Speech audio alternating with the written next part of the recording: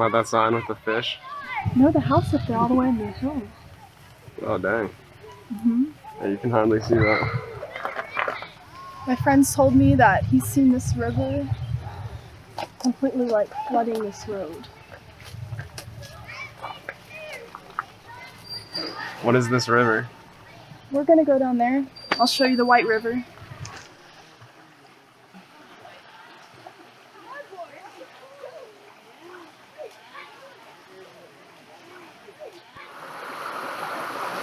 can see how it's swirling. There's got to be people that get in there. I've never seen it. Nobody's that crazy. People come in boats and stuff, but then, sometimes they have boating accidents on here. How did you find out about this place? I just know people around here, They told me about Potter and, just came here. I thought it was cool. It's a very, spiritual thing. I just felt like I should come and see this. Does that make sense? Yeah.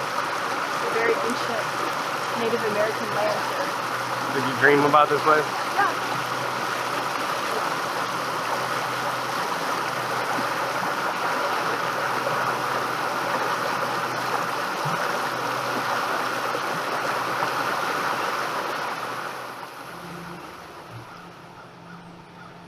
Candid camera. Nah, it's real chill. You know us. Just talk to me. Forget this huge, giant, weird looking thing is on my shoulder. Okay. The nerd. It's all good. Woo! The good part is you don't have to memorize any lines here, I wish that's a lot easier. You think that's easier? Doing a little monologue? Romeo, Romeo. Romeo, Romeo. Where's my cat, Romeo?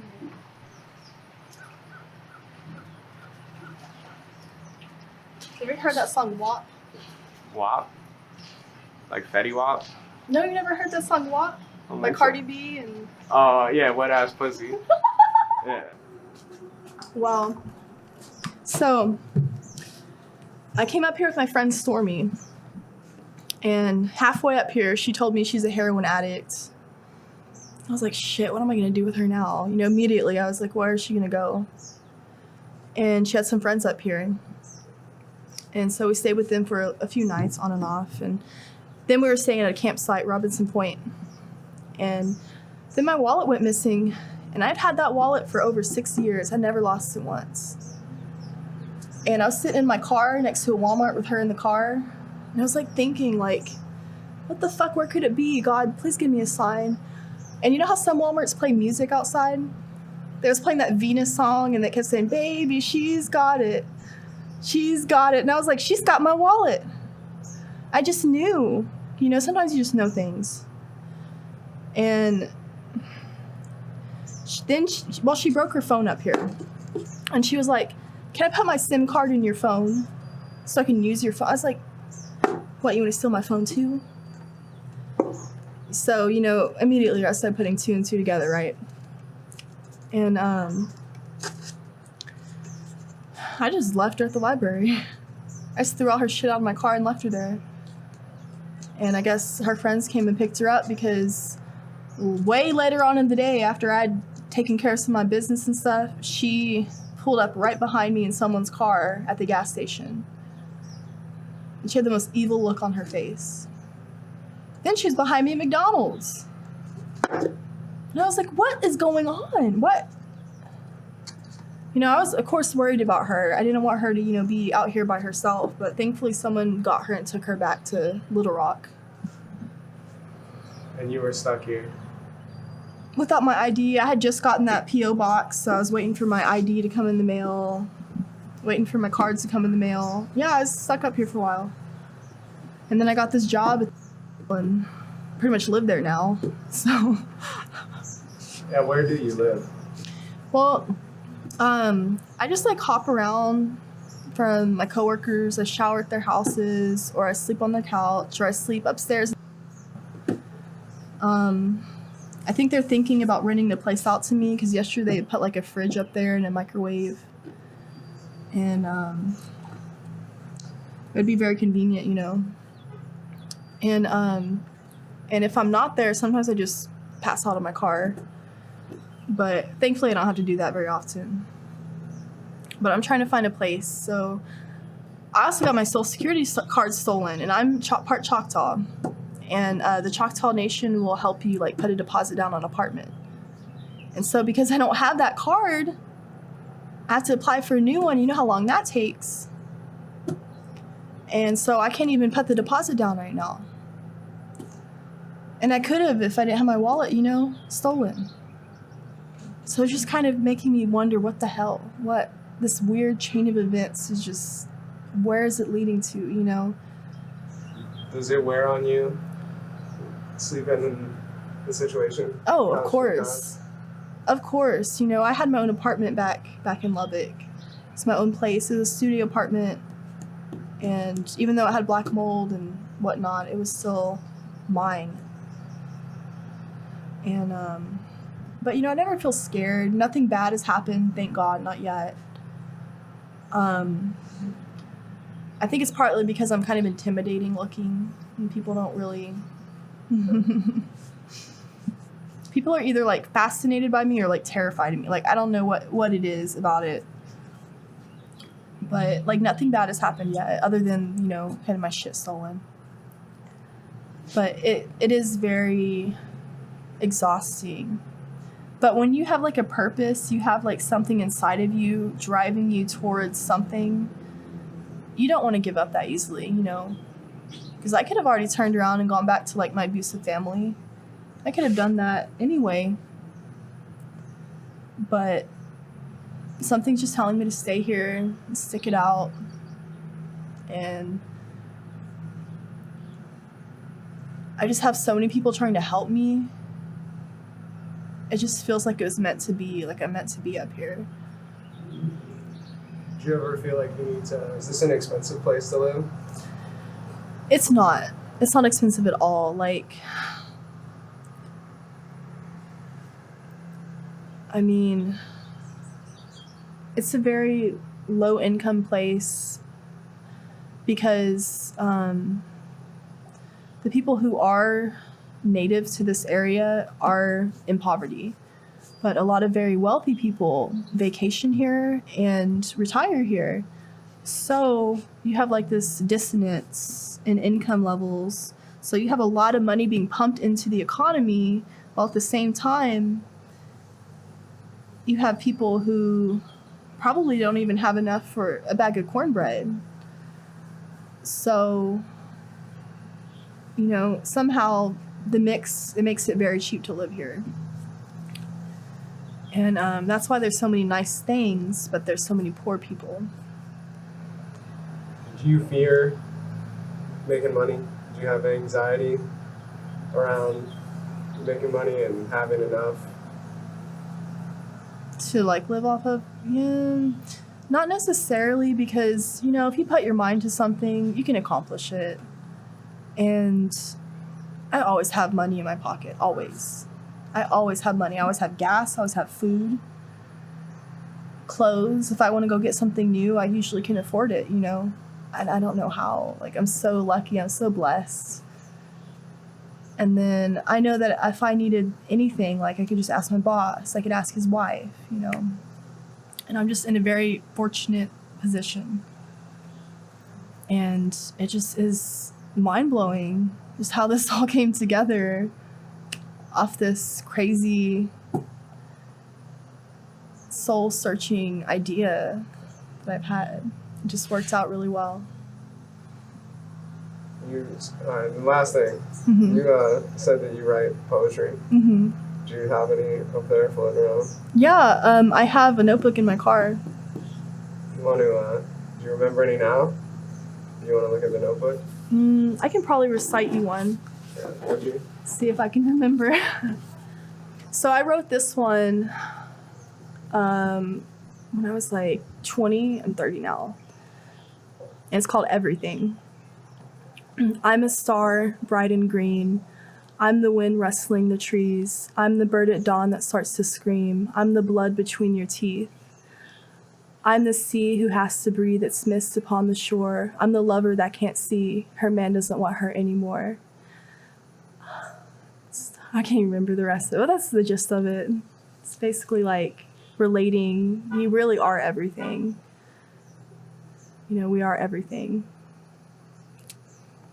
Yeah.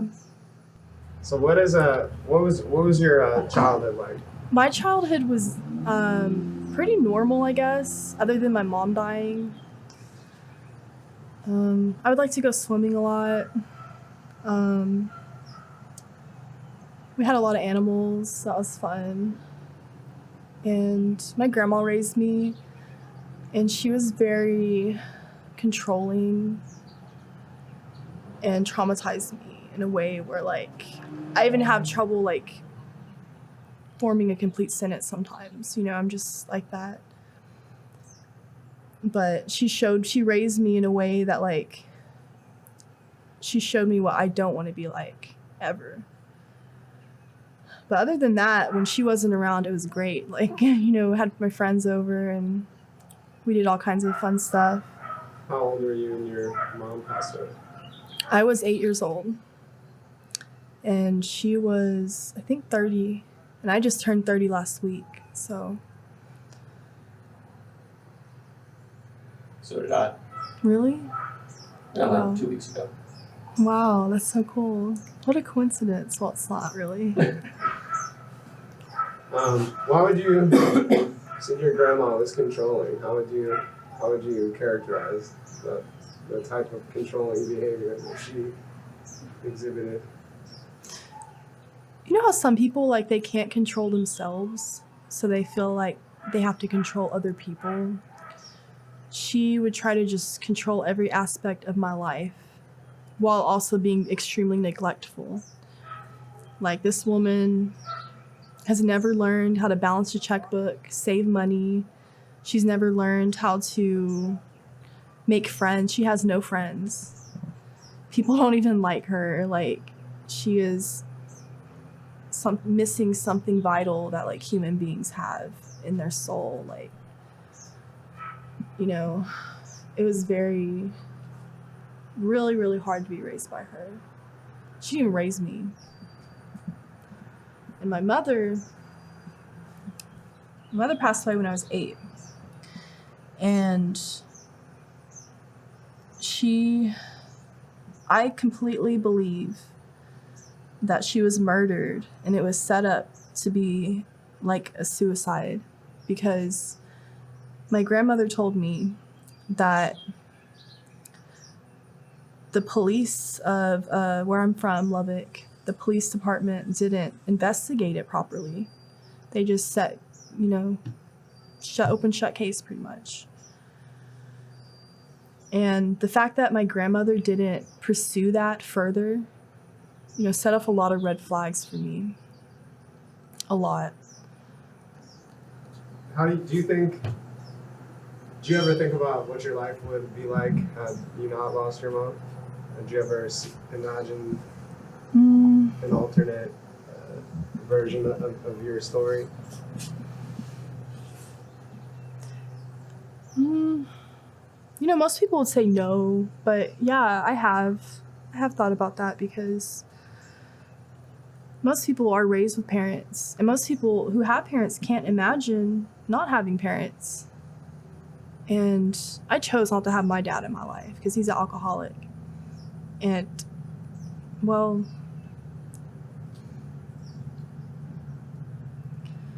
to be honest with you, in a way, I feel like what happened saved my life too, because it showed me how my entire family is. So in a way, she was kind of protecting me, even in her last moment. And that might just be a way to rationalize it, but if not for her passing away, who knows what else would have happened to us? All of us, my sister, my brother, and me. And I'm sure my life would have been really different, but probably full of a lot more abuse and a lot more just imprisonment, you know. You know, my mom named me Liberty because she never had freedom.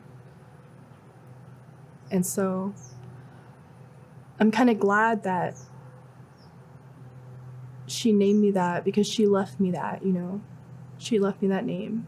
And that's what I'm doing now. I'm just following my heart. You know, God brought me here. God's put me in these situations. And I'm just here living my life, you know, learning about myself, about other people, getting to know myself for like the first time in my life. In like a safe space, you know. Yeah. I don't know. I don't feel like there's a void in me or anything like that. I really don't. Like, I'm perfectly fine just being alone. I was for so long, but I'm glad to have them because they're my soulmates, you know? They really are. And I love them. I already love them. You said that you're cool being alone. So how does that? What are your relationships have been like in your life, like romantic relationships? I've had long relationships, mostly with guys who weren't really mature enough to handle, you know, commitment. So they would cheat on me, and admittedly I cheated on them too. And I just feel like we just weren't ready for relationships, even though like my longest relationship was 4 years. They all hovered around there. And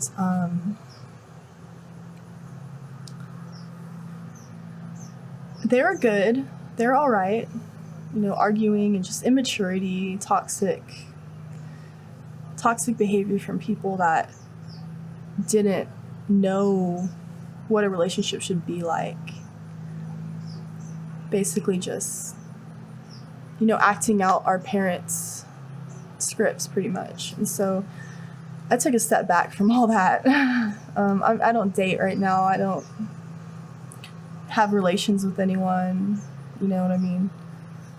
And it's just good to sometimes take a step back and just like wait for the right thing to come to you. And sometimes it takes a while. But I mean, we had our moments, our good moments, you know, very intimate, beautiful moments with each other. But I don't know. I don't really think about that stuff too much, you know. It just causes me pain. Yeah. What are the men like in Arkansas, I suppose, compared to Texas? It's a good question. The men in Arkansas are a lot more old-fashioned and a lot more down to earth, you know, like I was saying earlier, you know, people here are very natural. They're not afraid to like crack a dirty joke or anything. It's not the end of the world. But back home, like you wouldn't say that to a woman. And it's just a more like humorous approach to like life and love over here. And I find that really refreshing because they just don't take things too seriously. And people just kind of like fall in love up here. I mean, how can you not? It's not like a forced thing. It just kind of happens. And the guys are pretty good looking as well, honestly. A lot more than back home, that's for sure. I remember when I first got here, I was like, wow, there's so many attractive men here. Like, I was amazed. Like, everywhere I went, I was just stunned. Then the women are built like linebackers. I was like, wow. What do you find attractive in all these Arkansas guys? Just something about their spirit. It's like adventurous and kind. You know, they're raised to be kind-hearted. And that's a really important quality here in Arkansas. These are some of the kindest people I've ever met in my life. If not the kindest people I've ever met in my life, really, honestly. And I don't know, like to get to know everyone. I'm not really looking for, you know, a partner or anything like that. I'm working on my music and stuff like that. Because really, if you ask me, rock and roll started this whole debacle. Years of this has culminated to me being here now. Rock and roll.